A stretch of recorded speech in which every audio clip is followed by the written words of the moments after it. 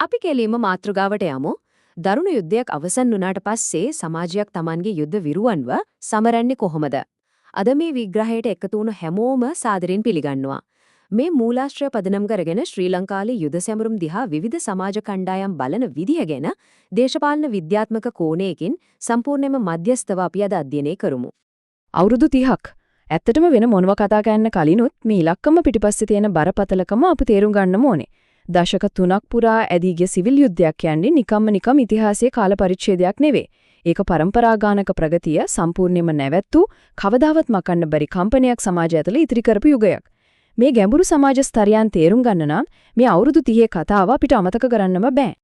අද අපේ අධ්‍යයනය ගලාගෙන යන්නේ මෙන්න මේ විදිහටයි. මුලින්ම මේ සැමරුම් පිටිපස තියෙන පසුබිම. ඊට පස්සේ සිංහල අන්තවාදීන්ගේ සහ දෙමළ අන්තවාදීන්ගේ දෘෂ්ටි කෝණයන් මොනවද කියලා බලමු. ඊළඟට ප්‍රායෝගිකව පාලම් ගොඩනගන්නන්ගේ කාර්යභාරය. අවසාන වශයෙන් පශ්චාත් ගැටුම් මතකයන් කළමනාකරණය කිරීම ගැන අපි සාකච්ඡා කරනවා. හරි, අපි පළවෙනි අධ්‍යයනයෙන් පටන් ගමු. යුද්ධ සමරු පසුබිම. දීර්ඝ කාලීන අභ්‍යන්තර ගැටුමකින් පස්සේ හමුදා ජයග්‍රහණයක් සැමරීම කියන එකේ තියෙන ඇත්තම සංකීර්ණත්වය මොකක්ද කියලා මෙතනදී අපි හඳුනා ගන්නවා. මෙතනදී තමයි කාරණාව ඇත්තටම සංකීර්ණ වෙන්නේ. වෙනත් රටකට එරෙහිව කරපු යුද්ධයක්. උදාහරණයක් විදිහට දෙවන ලෝක යුද්ධය වගේ එකක් දිනුවාම ඒක සමරන එක හරි සරලයි. හැබැයි අභ්‍යන්තරයේ යුද්ධ ජයග්‍රහණයක් සමරීමේදී හරියට ඇමරිකානු සිවිල් යුද්ධය එහෙමත් නැත්නම් උතුරු අයර්ලන්තයේ ගැටුම් වගේ අවස්ථාවකදී ප්‍රතිවිරුද්ධ පාර්ශවය ත්‍රස්තවාදීන් කියලා හැඳින්වුවත් ඔවුන් ජීවත් වෙන්නේ ඒ රටේම දේශ සීමාව ඇතුලේ. අන්න ඒ නිසයි මෙවැනි සමරුම් අතිශයින්ම සංවේදී කාරණයක් බවට පත්වෙන්නේ. දැන් අපි බලමු මූලාශ්‍රයේ සඳහන් වෙන පළවෙනි සමාජ විද්‍යාත්මක කණ්ඩායම දිහා. ඒ තමයි සිංහල අන්තවාදීන්. මූලාශ්‍රයට අනුව ප්‍රධාන වශයෙන් ශ්‍රී ලංකා පොදුජන පෙරමුණේ දේශපාලන පසුබිමක් තියෙන මේ කණ්ඩායම අතිශය සංවේදී පිරිසක්. මෙයාලගේ මූලිකම මානසික අවශ්‍යතාවය තමයි කෘතවේදීත්වය පළ කරන එක. ඒ කියන්නේ අවුරුදු 30ක ත්‍රස්තවාදය නිමා කරමින් ඔවුන්ව යුදමය වශයෙන් පරාජය කිරීම ගැන ශ්‍රී ලංකා යුද හමුදාවට සහ හිටපු ජනාධිපති මහින්ද රාජපක්ෂ මහතාට ස්තුතිවන්ත වීමයි. එයාලගේ දෘෂ්ටි කෝණයෙන් බැලුවොත් මේක හුදෙක් උත්සවයක් නෙවෙයි, මේක අතිශය සාධාරණ කෘතවේදීත්වයක්. හැබැයි දේශපාලන විද්‍යාත්මක කෝණයකින් අපි බැලුවොත් මෙයාලගේ තියෙන ලොකුම දුර්වලතාවය මොකද්ද? සරලම කිව්වොත් ඔහුන්ට මේ සම්පූර්ණ චිත්‍රම පෙනෙන්නේ නැහැ. මේ වගේ අභ්‍යන්තර ජයග්‍රහණයක් දැවැන්තව සමරද්දී ඒක රටේ උතුරු ප්‍රදේශවල ජීවත් වන ජනතාවට කොහොමද දැනෙන්නේ කියන කාරණාව හඳුනා ගන්න මේ කණ්ඩායම සම්පූර්ණයෙන්ම අපොහසත් වෙනවා. මේ කාරණාවත් එක්කම අපි අපේ විග්‍රහයේ දෙවන කණ්ඩායමට යොමු වෙමු. මූලාශ්‍රය හඳුන්වන විදිහද ඒ තමයි දෙමළ අන්තවාදීන්. මේ කණ්ඩායම හුදෙක්ම ප්‍රතික්‍රියාකාරී කණ්ඩායමක් විදිහටයි හැඳින්වෙන්නේ. මූලාශ්‍රය පැහැදිලිවම අවධානය කරනවා මෙයාලා අර කලින් කණ්ඩායමට වඩා උපාය මාර්ගිකව භයානකයි කියලා. ඇතැම් දෙමළ දේශපාලන පක්ෂවල සහාය ලබන මොවුන් කරන්නේ සිංහල අන්තවාදීන් සැමරුම් අතරතුර කරන පොඩි හෝ වැරද්දක් දිහා ඊටාම විමසිල්ලෙන් බලාගෙන ඉන්න එකයි. මෙයාලගේ මූලිකම දේශපාලන අරමුණ වෙන්නේ ඒ දකුණේ සිදුවෙන වැරදි වලින් ප්‍රයෝජන අරගෙන LTT සංවිධානයේ හැදෙන්න මුල් වුණු ඒ බෙදුම්වාදී අදහස් ආයිම ජනතාවගේ මනස් සැටලේ රෝපණය කරන එකයි. දැන් මේ தত্ত্বය දිහා බැලුවාම අපිට පේනවා කොයිතරම් භයානක ගතිකත්වයක්ද මේ සමාජය ඇතුලේ නිර්මාණය වෙලා තියෙන්නේ කියලා.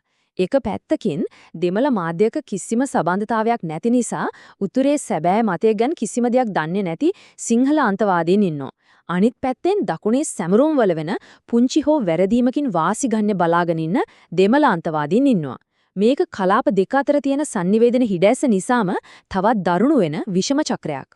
හරි. දැන් අපි මේ පශ්චාත් ගැටුම් පරිසර පද්ධතියේ ඉන්න අවසාන සහ මම හිතන විදිහකේ වඩාත්ම සංකීර්ණ කණ්ඩායම දිහා බලමු. එනම් පාලම් ගොඩ නගන්නන් එහෙමත් නැත්නම් ප්‍රායෝගික වාදීන්. එක්සත් ජාතික පක්ෂය සහ ජනතා විමුක්ති පෙරමුණ වගේ පක්ෂවල සහාය ලබන මේ පුරවැසියන්ගේ මූලිකම ආරමුණ යුද විරුවන්ට ප්‍රසිද්ධියේ ස්තුති කරනවට වඩා අනාගතයේදී ආයෙත් මේ වගේ යුද්ධයක් ඇති වෙන එක වළක්වා ගන්න එකයි. මෙතන තියෙන ලොකුම උත්ප්‍රාසය මොකද්ද දන්නවද?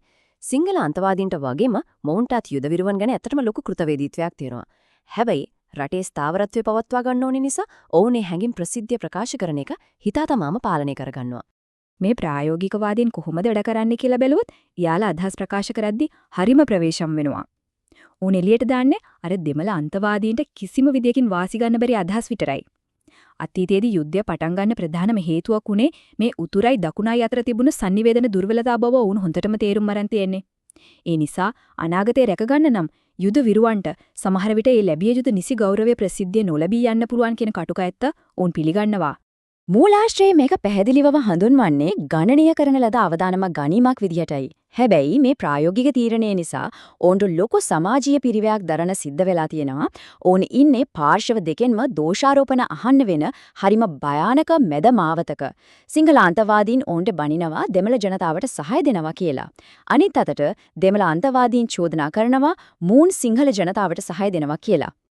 අවසාන වශයෙන් මේ ඔක්කොම ගතිකත්වයන් එකට එකතු වෙලා ශ්‍රී ලංකාවේ පශ්චාත් ගැටුම් මතකයන් හැඩගස්වන්නේ කොහොමද කියලා අපි සාරාංශ කරලා බලමු.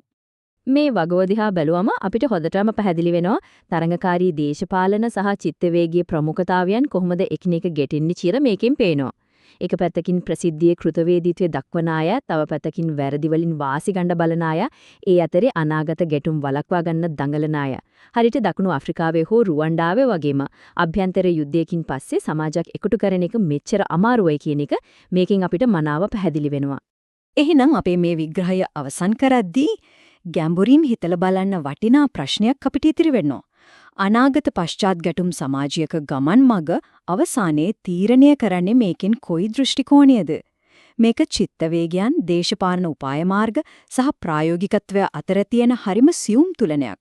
මේ සංවේදී පරිසර පද්ධතිය ඇතුලේ සාමාන්‍ය පුරවැසියන්ට හිමි වෙන්නේ මොන වගේ තැනක්ද? සමාජයක් කොහොමද ඉදිරියට යන්නේ කියන එක ගැන අලුත් දේශපාලන විද්‍යාත්මක දැක්මක් මේ විග්‍රහය තුලින් ලැබෙන්නේ නැති කියලා විශ්වාස කරනවා.